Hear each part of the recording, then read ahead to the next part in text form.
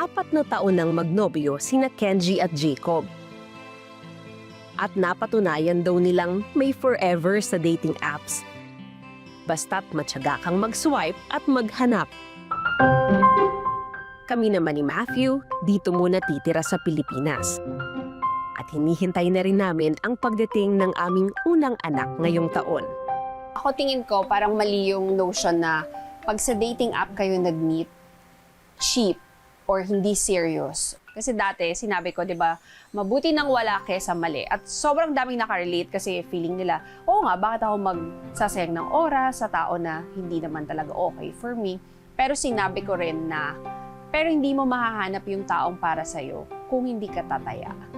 And who knows, maybe yung pagsaswipe-swipe mo dyan, mauwi ka rin sa sing-sing. Ganun. Saan ka man maghanap ng forever, dapat maging maingat. Kilalaning mabuti, lalo na sa dating apps. Dahil baka mapaasa ka lang, mag-ghost o mas malala, ma-scam. Pero huwag ka mapagod humanap at tumaya.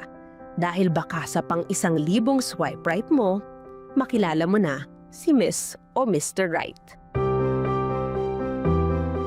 Magandang gabi. Ako po si Mav Gonzalez. At ito ang Eyewitness.